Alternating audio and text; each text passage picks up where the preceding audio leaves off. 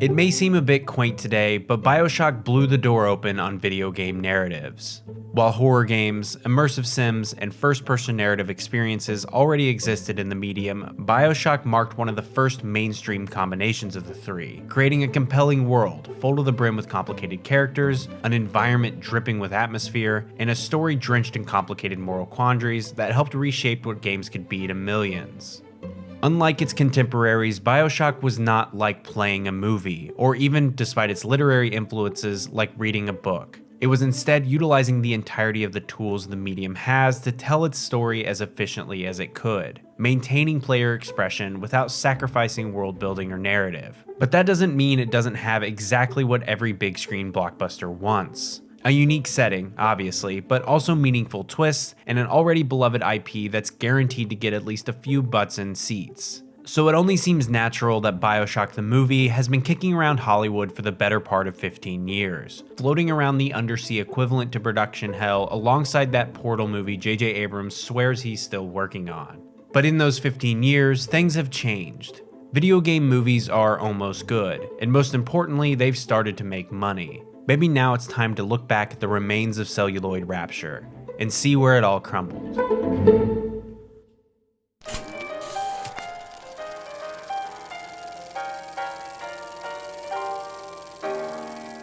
When it comes to ocean-themed franchises, there was one man who understood them that wasn't working on 4 Avatar sequels at the same time. That man was Gore Verbinski, and he just released back-to-back Pirates of the Caribbean movies. While in hindsight his career has been plagued with bombs both critically and commercially, at the time he was a cheap alternative to a high-profile director like Peter Jackson, yet experienced enough to handle big studios and Johnny Depp, making him basically ready for anything. Before BioShock had even been out a year in 2008, Take-Two had already cut a deal with Universal to create an adaptation with Verbinski at the helm. An Academy Award-nominated writer of The Aviator, The Gladiator, and The Alien Covenant, John Logan, scripting an incredibly accurate in the first half screenplay. Verbinski was particularly positive about the whole endeavor, describing BioShock like realtors describe old homes on the bad side of town, saying, "It has good bones." And he was right to be so optimistic.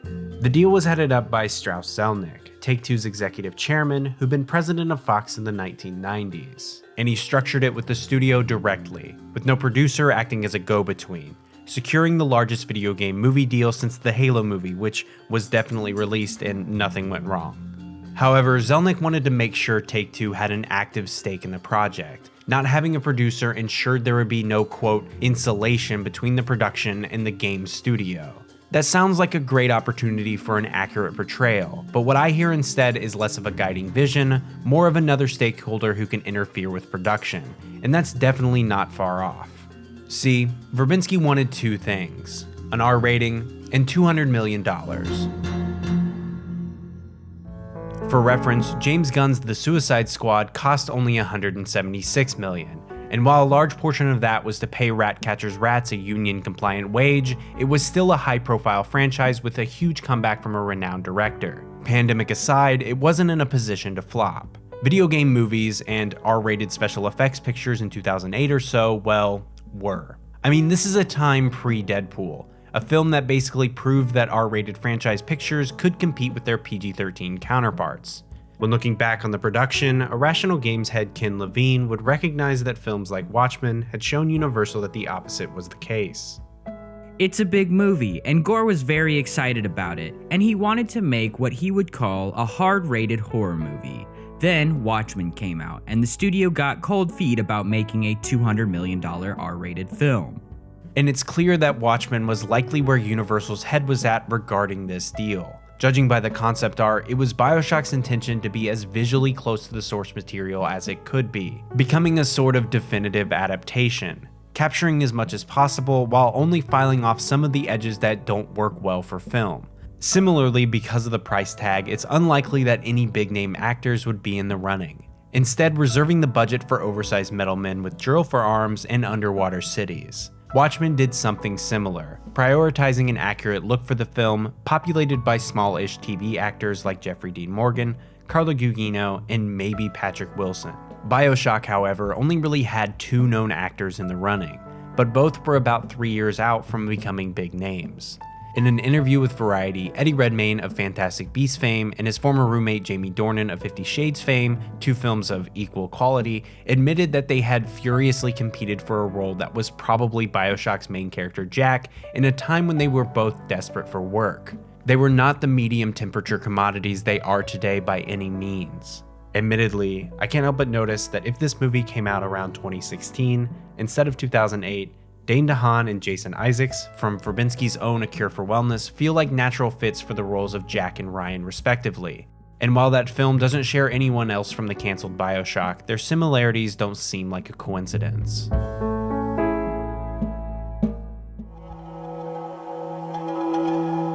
In many of these stories of unreleased media, it's very rare to have anything beyond rumors, speculation, and pixelated pieces of concept art from the portfolios of former employees. Massive corporations like to prevent consumers, and more importantly shareholders, from seeing how the sausage was made, as it were. But with the BioShock film, the opposite was the case. Because of its proximity to production when it was cancelled, John Logan's script was in quite a few hands, and some of those hands were used for other stuff, like posting on Reddit. While I can't say with 100% certainty that this is the exact script, it has enough of John Logan's strange writing quirks included in it to convince me that it's legit. Like with The Aviator, it features moments that show just how in love with film's golden age John Logan is. Like with Skyfall, villains like Andrew Ryan are given stunning monologue introductions. And like with Alien Covenant, it is at times absolutely fucking bonkers. And it is every bit of its R rating at this stage. At one point, about halfway through, a little sister is harvested, but instead of fading to green and then revealing a fish, a character beats her to death with a mallet, attempts to justify it as an okay thing to do, then is brutally killed by a Big Daddy. It focuses primarily on Jack in 1960, shortly after he graduated college and before starting working at a stuffy office job at his dad's company. Struck with wanderlust, he decides instead to quit the company, run away, and take some time finding himself in Barcelona. En route, his plane crashes and Jack enters Rapture. Upon entering the city, he's greeted by Atlas face to face. They get pinned down by splicers and are separated, and Jack is forced to take Adam to survive. After coming down from the drug, he sees an empty syringe and flashes back to seeing one as a kid sitting at the bottom of his parents' pool. Spiraling, Jack tumbles through time, witnessing hints towards the potential twists laid out plainly in a way that I'm confident even new viewers would be able to figure out exactly what has happened. After meeting iconic characters like Dr. Steinman and Sandra Cohen, alongside new ones like a bellhop named Rudy who speaks in 1950s movie references, Jack reunites with Atlas at Neptune's bounty, witnesses the death of his family, and is driven to meet Andrew Ryan face to face. Ryan is kind to him, calm even. He pleads with Jack to see the beauty in Rapture, conflating the corruption of it to the kidnapping of a child, his child, who is not surprisingly Jack. Ryan is killed by Jack in the same way he is in the game, and Atlas reveals that he had orchestrated Jack's entire journey through Rapture. He is most importantly not Fontaine, like he is in the game. Jack is ordered to kill himself and is saved by Dr. Tenenbaum. Surprisingly, much of the end part of the film mirrors the good ending of the game. Jack turns himself into a Big Daddy and defeats Atlas, releasing the saved little sisters into the world. This time, however, Jack stays behind and becomes the new leader of Rapture, taking over his father's work. It's clear that about everything somebody could want from a BioShock film is here, but doesn't quite feel like a cheap tour through its world. Its 1960s Art Deco theme, which was mostly atmosphere and cultural context in the game, is at the forefront, and its subtler narrative pieces are said more plainly, foreshadowing its twists or removing some of its messier ones entirely. The only missing piece is Eve, and any major mention of plasmids, which seems like an oversight considering how close to the source material it's trying to be. It's a good retelling with characters and moments that feel original enough to make me appreciate it on its own merits. I know I shouldn't be surprised. John Logan has been nominated for Oscars and helped write one of my favorite Bond films, but still, from it's a video game movie from the early 2000s perspective, my expectations were pretty low. And so Universal clearly had it all, the making of a potential hit and something designed to change the perspective people had on video game movies. But there was still that problem with the price tag. While starting production was just around the corner, the budget still hadn't reached the $200 million Verbinski wanted. Some estimates guessed that it was around $160 million instead, which was still too high for Universal.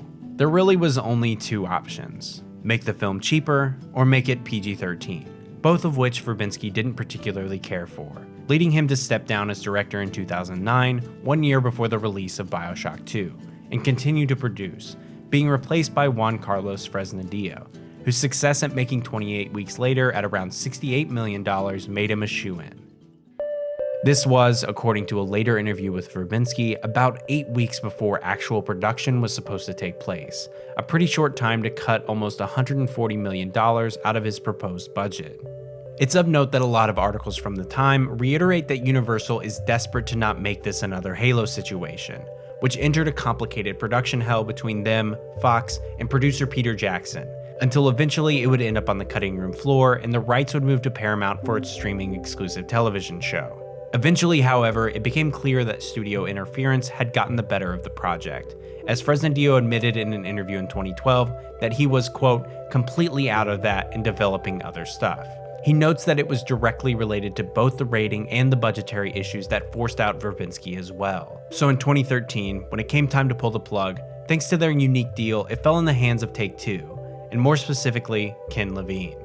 Take-Two is one of those companies that gives a lot of trust to their creative people, and so they said to me, if you want to kill it, Ken, kill it.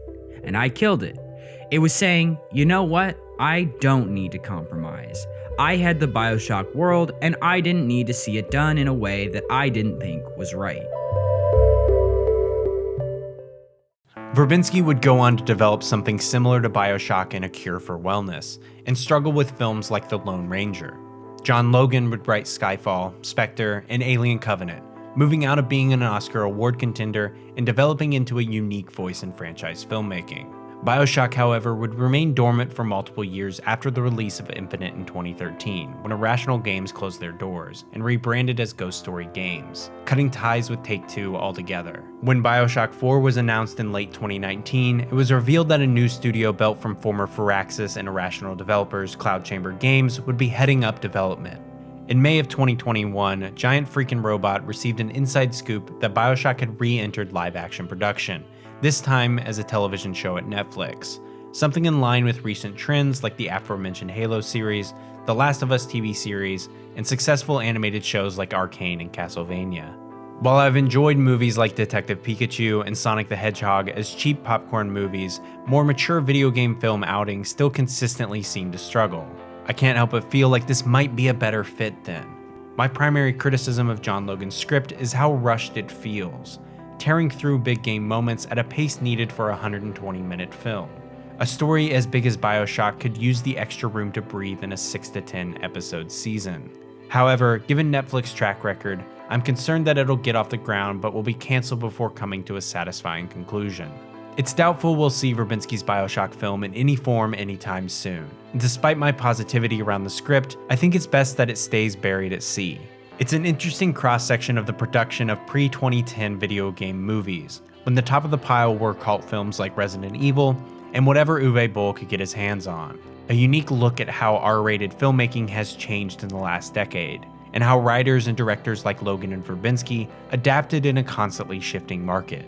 And maybe one day soon, that shifting market will let us see R-rated video game blockbusters like BioShock in the near future.